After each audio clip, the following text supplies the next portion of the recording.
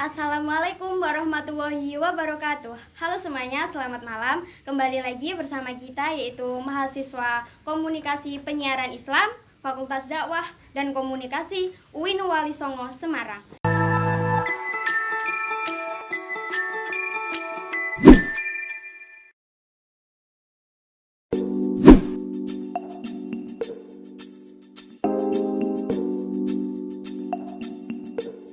Nah, pada kesempatan kali ini kita akan ngobrol santuy nih mengenai dunia perpolitikan dengan saya yaitu Rohmatul Fitriah, Saya Galudwi Prastiwi. Dan saya Muhammad Syahrul Alim. Dan saya Muhammad Sefaulia. Dan saya Andre Alansyah. yaitu bersama salah satu tokoh politik muda yaitu Mas Juan Rama. Nah, langsung saja ya Mas. Ya. Oke, kedatangan kami di sini ini sebagai pemenuhan tugas yaitu tugas komunikasi politik, tepatnya tugas Ya. UAS. Ya. Langsung aja. Ya. Mulai.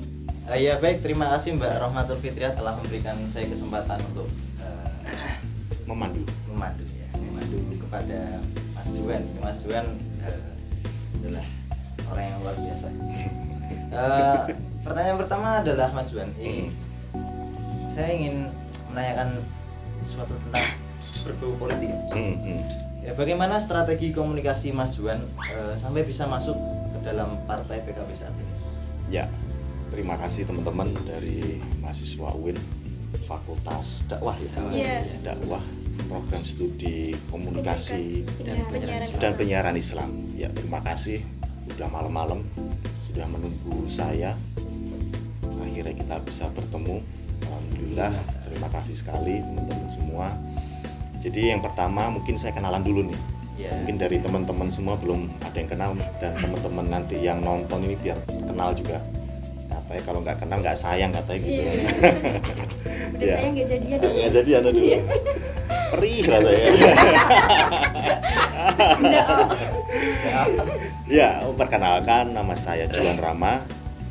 Saya dari fraksi Partai Kebangkitan Bangsa. Alhamdulillah saya menjadi anggota DPRD di periode 2019 dan 2024 sampai 2024 di DPRD Kota Semarang. Sekarang saya ditugaskan oleh partai di Komisi B yang membidangi perekonomian dan pendapatan Kota Semarang. Nah, pertanyaan dari Mas Sahrul tadi terkait cara komunikasi saya, Mas Sahrul ya. Ya, yang pertama perlu saya ceritakan prinsipnya komunikasi yang saya bangun, khususnya di dalam saya berhubungan atau berkomunikasi dengan masyarakat.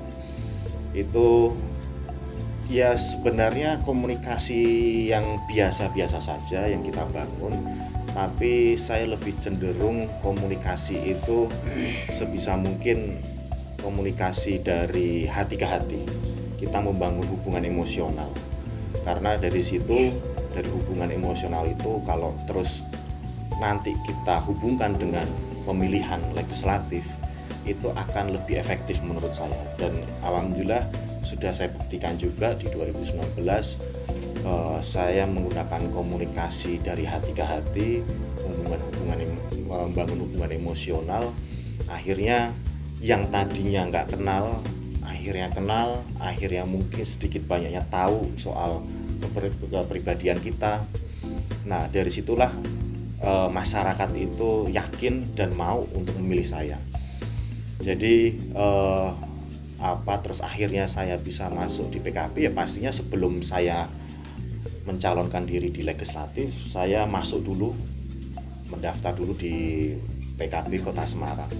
Seperti itu sih Mas Arul. Baik, terima kasih Mas Juan Rama telah menjawab dari pertanyaan saya. Mungkin selanjutnya Mbak Tri. Oke, untuk pertanyaan yang kedua ya Mas. Apakah Mas Juan ini menonjolkan fraksi PKB saat kampanye, dan apakah untuk periode selanjutnya ingin menyalonkan kembali dengan strategi yang sama atau dengan perubahan? Ya, kalau bicara menonjolkan yang mana, sebenarnya kita harus menonjolkan keduanya. Artinya kita harus mengenalkan pribadi kita, nama kita, dan kita dengan sejalan kita harus mengenalkan juga partai kita. Karena namanya pemilihan legislatif itu kan kita nggak mungkin kita tidak lewat partai, karena memang mekanisme pemilu di Indonesia memang harus seperti itu. Nah, makanya kita harus sejalan kita mengenalkan partai yang mengenalkan diri kita. Nah, untuk strategi ke depan, tapi ini disiarin ya, maksudnya ditayangin nanti ya, tapi nggak apa-apa lah ya. kayak membocorkan dapur kita kan, tapi nggak apa-apa, semoga, saya sih nggak masalah karena apa yang saya lakukan sebenarnya sama sih ya dilakukan oleh mungkin calon-calon yang lain, yang artinya strategi yang paling penting seperti tadi yang saya sampaikan di awal, Mbak, membangun komunikasi itu membangun hubungan emosional dulu gitu.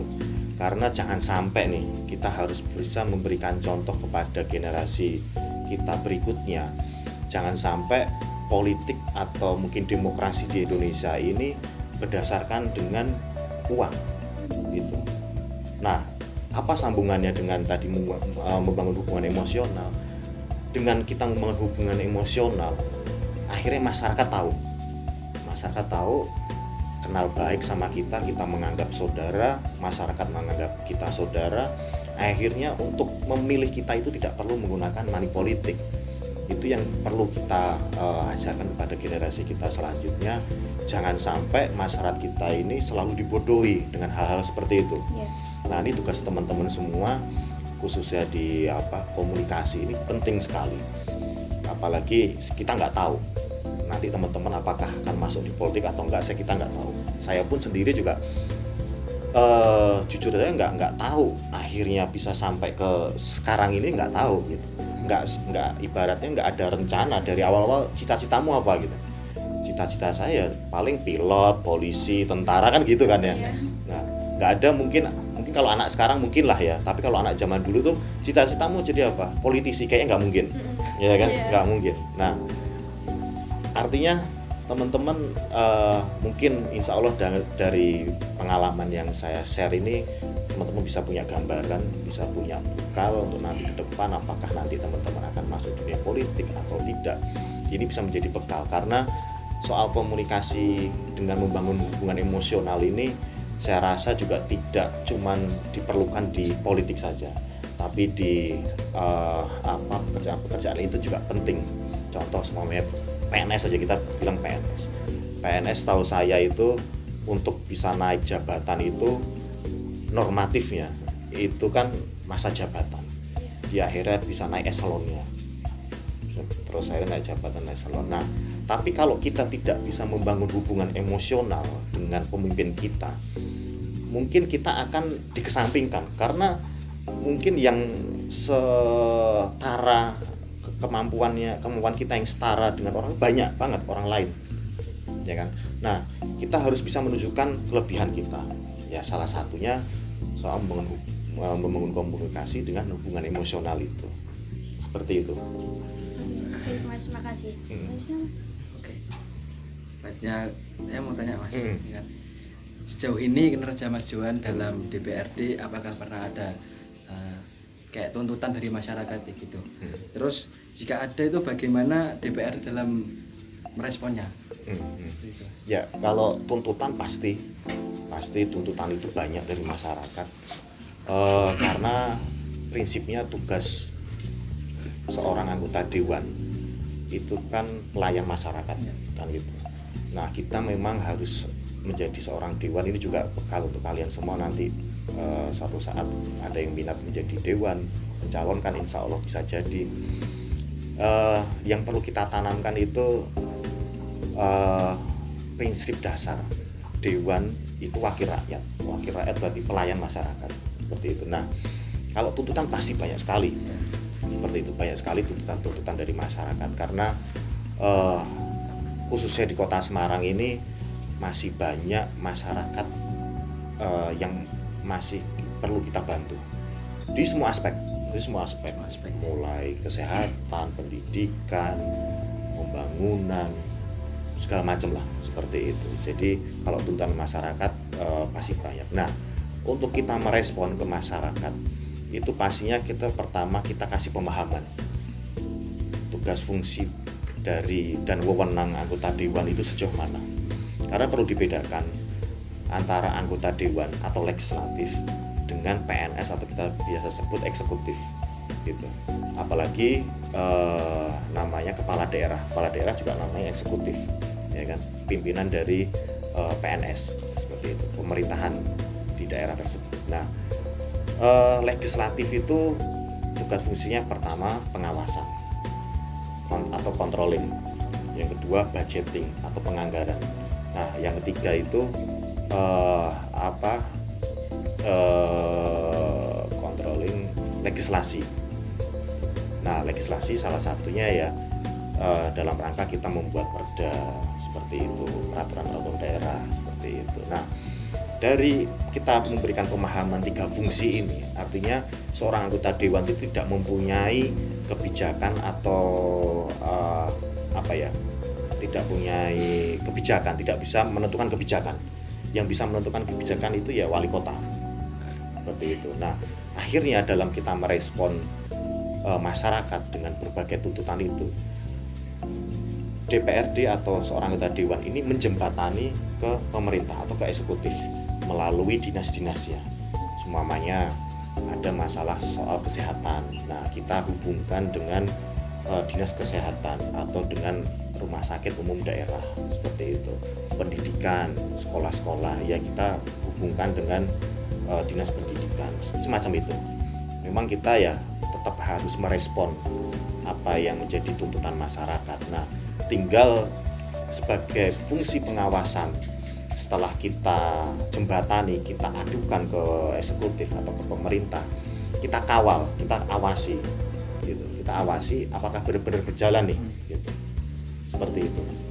Makasih, Mas. Lanjut.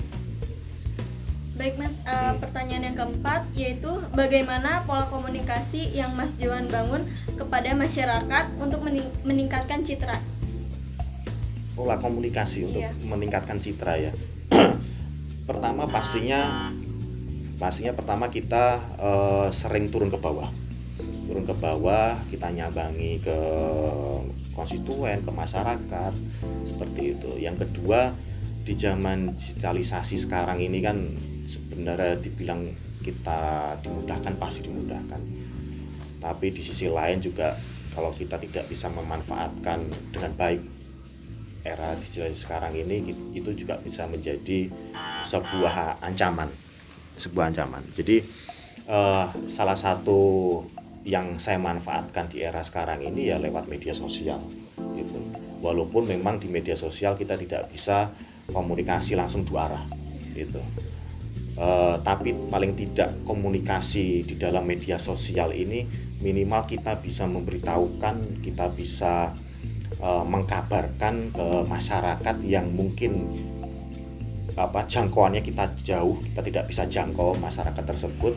Nah, dengan lewat media sosial ini kita bisa sosialisasikan, kita beritahukan ke masyarakat, ini loh kerjaku gitu, ini kerja kita seperti ini. Jadi akhirnya masyarakat paham. Karena memang saya pribadi saya tidak mau akhirnya masyarakat itu menganggap saya sebagai anggota dewan sudah jadi terus lupa sama masyarakat seperti itu. Nah, akhirnya ya minimal karena badan saya cuma satu nih cuma satu. Saya mungkin kalau bisa seperti amuba yang membelah diri enak kan gitu. Oh, Naruto ya. no jutsu. Nggak tahu tuh. Itu enak kan gitu. Membelah diri kayak tadi lah, kayak hari ini membelah diri sini satu, sana satu kan gitu. Tapi karena keterbatasan saya, akhirnya ya salah satu caranya lewat media sosial. Dan tadi yang pertama pastinya saya harus rajin turun ke bawah seperti itu, Mbak. Terima Mas. Selanjutnya Mas Juan, saya ingin bertanya kepada Mas Juan. Ada 2 pertanyaan. Yang pertama, mohon maaf ya Mas, ini kan mahasiswa kan masih banyak berpikir nggak mau terjun ke politik itu nggak baik, politik itu jahat, seperti ini seperti itu lah gitu lah. Nah, menurut Mas Juan itu bagaimana sih upaya atau saran tuh agar mahasiswa bisa aktif dan terjun ke dalam dunia perpolitikan? baik. Ya. Yang baik. Ya, sama. Kemudian- Satu dulu. Oh iya, satu dulu. Oke, siap Mas.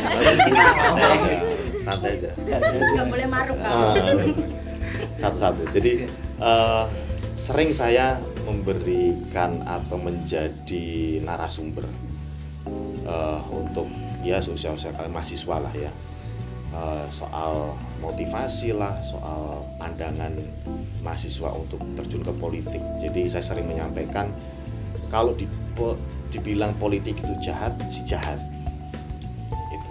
Tapi politik dibilang baik. Karena politik itu kalau guru saya, pimpinan saya di partai saya, Gus Yusuf, itu ngajari saya politik itu kan siasah. Nah, tinggal akhirnya orang tersebut menggunakan siasah seperti apa. Gitu. Alhamdulillah sejauh ini dan saya selalu mengatakan kepada teman-teman mahasiswa itu, politik itu sebenarnya kalau kita buat baik bisa baik, tergantung kita. Dan alhamdulillah selama niatan kita masuk di dalam politik, karena politik itu menurut saya ujung-ujungnya ya untuk mengabdi ke masyarakat gitu. Karena politik itu akhirnya tujuan politik itu berpolitik itu ya berkuasa. Nah, tinggal kekuasaan itu digunakan untuk seperti apa. Nah, kembali lagi saya sering mengatakan kepada teman-teman mahasiswa itu untuk masuk ke politik itu sebenarnya saya waktu itu ngerasain Mas gitu. Makanya cita-cita saya waktu itu nggak mau jadi politisi gitu. Dan setahu saya juga politisi itu jahat lah, kotor lah, segala macam lah, nggak ada baiknya lah kan gitu. Tapi terus akhirnya saya banyak belajar pada senior saya, pimpinan saya, khususnya orang tua saya yang sudah pernah masuk ke politik. Sebenarnya kembali lagi ke diri kita. Seperti tadi yang saya sampaikan, harapan saya dengan kegiatan seperti ini saya terima kasih sekali karena saya bisa menularkan ilmu-ilmu politik yang menurut saya, walaupun saya nggak baca buku sih gitu ya, nggak baca buku karena ini teori, atas dasar teori pengalaman saya sendiri. Jadi seperti tadi yang saya sampaikan di awal, pertama soal membangun hubungan komunikasi emosional itu. Nah, itu juga salah satu solusi juga membuat politik itu tidak jahat, tidak kotor gitu. Kita memberikan pemahaman ke masyarakat, kita memberikan pemahaman jangan mau dibodohi dengan mungkin calon-calon legislatif, calon anggota dewan yang selalu mengandalkan uang, tapi terus akhirnya setelah jadi dia tidak kontribusi apa-apa, dia tidak terjun ke masyarakat, dia tidak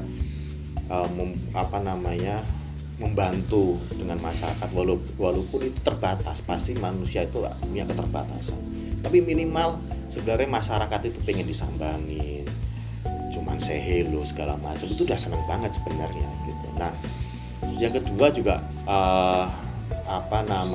kembali lagi ke diri kita, niatan kita gitu. Saya selalu menyampaikan, saya sebenarnya jadi laki-laki ini bisa dibilang sebenarnya sedikit melankolis karena apa-apa itu mesti pakai hati gitu.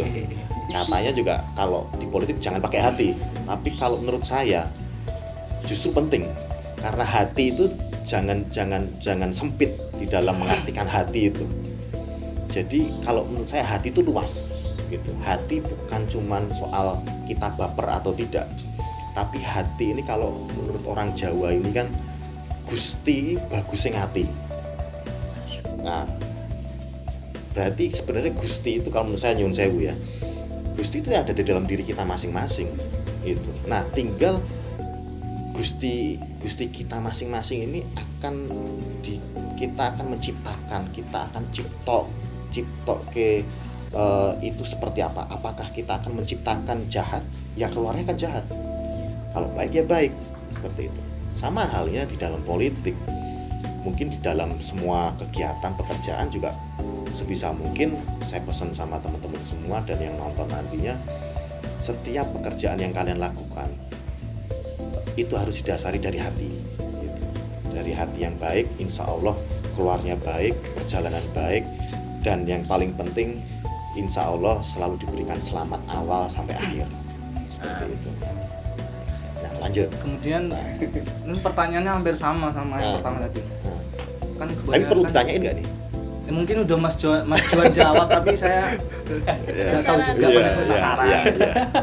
Kan kebanyakan masyarakat tuh berpikir dan merasakan itu politik itu kotor. Nah jadi gimana sih menurut Mas Juan itu pemikiran ini tuh bisa hilang dengan perubahan? Ya tadi benar tadi kata Mas juga sudah saya sedikit jelaskan juga. Maka dari itu pentingnya kita turun ke bawah, kita membangun hubungan emosional ke masyarakat. Karena kalau sudah terbangun hubungan emosional, terus kita memberikan penjelasan yang baik kepada masyarakat, pasti masyarakat akan gampang menerimanya, akan gampang memahaminya. Nah, itulah sebenarnya harapan saya ke depan itu, khususnya nggak usah jauh-jauh lah di kota Semarang aja.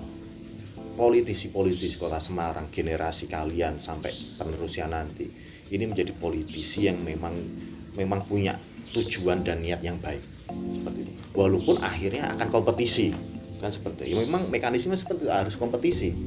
Tapi akhirnya kompetisi ini yang kompetisi yang sehat. Salah satu cara yang sehat itu ya tanpa menjatuhkan lawannya seperti itu. Kita ibaratnya bertanding itu ya bertanding soal prestasi kita, apa yang bisa kita lakukan untuk masyarakat seperti itu. Walaupun semuanya dulu saya awal-awal belum jadi anggota dewan, kalau sekarang jadi anggota dewan mungkin saya akan mempunyai privilege yang lebih daripada calon yang belum menjadi anggota dewan. Salah satunya saya mempunyai aspirasi gitu. Saya punya aspirasi, akhirnya saya bisa menawarkan ke masyarakat apa yang bisa saya bantu untuk masyarakat di dalam hal pembangunan semacam ini. Terus insya Allah itu nanti di tanggal 13 saya komunikasi dengan Dinas Koperasi dan UKM itu, saya diberikan kesempatan untuk memilih lokasi di mana itu akan diberikan semacam pelatihan. Nah, seperti itu privilege-nya. Nah, akhirnya yang waktu itu kembali lagi soal sewaktu saya belum jadi meyakinkan masyarakat tadi ya masyarakat ya kita walaupun saya tidak jujur saja saya tidak pernah janji gitu karena waktu itu saya nggak yakin ceritanya nggak yakin kalau jadi kan gitu. Jadi saya nggak mau janji-janji ternyata nggak jadi kan gitu. Dan masyarakat sekarang tuh sudah cerdas, sudah pinter. Masyarakat sekarang tidak mau sekedar janji. Nah, untuk mensiasati janji-janji itulah yang salah satunya fungsi juga kita membangun hubungan emosional dengan masyarakat itu. Jadi kita memberikan pemahaman ke masyarakat. Sekarang contoh, dulu saya sebelum menjadi anggota dewan saya wira swasta. Saya kegiatan justru tidak di wilayah sini, tidak di dapil saya, di luar dapil lah, bilang aja gampang seperti itu. Dan waktu itu saya ibaratnya paling bantu orang cuma 1-2 lah, gitu. Nggak sampai lebih dari 10 itu jari itu nggak lebih. Tapi sekarang dengan alhamdulillah dengan saya menjadi anggota dewan ini, mungkin jari ini bisa kurang, nggak cukup, nah, seperti itu. Nah artinya kita menjadi seorang politisi atau anggota dewan terjun ke politik ini ya gunanya seperti itu. Yang mungkin teman-teman sekarang cuma bisa bantu di lingkaran keluarga saja, mungkin seperti itu. Tapi karena kita terus terjun ke politik, apalagi bisa menjadi seorang anggota dewan, akhirnya banyak sekali yang bisa kita bantu, kita bisa bermanfaat. Jadi tujuan hidup ini untuk apa sih kan gitu? Kalau kita nggak bantu mau ngapain kan gitu? Sebenarnya kalau untuk saya sendiri tujuan hidup saya seperti itu. Jadi ngapain kita hidup terus kita justru baik merugikan masyarakat atau orang lain. Harusnya apalagi untuk generasi sekarang itu harus bisa gimana caranya Indonesia ini nanti insya Allah di 2045 menjadi Indonesia emas gitu. Apalagi teman-teman tahu sekarang ini Indonesia sudah memasuki tahap bonus demografi. Tahu ya bonus demografi ya. Nah, artinya usia-usia teman-teman ini sekitar 63%, 70% ini dominan gitu.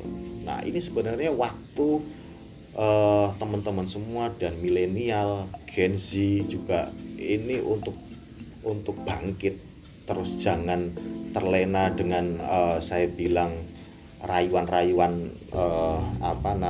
bangsa barat yang menawarkan segala macam keindahannya, artinya keenakannya gitu. Tapi jangan terlena di situ. Kita justru harus bisa memanfaatkan kemajuan zaman sekarang ini. Seperti itu, Mas. Terima kasih Mas atas jawabannya. Ya, memberikan kepada moderator Mbak Rohmatul.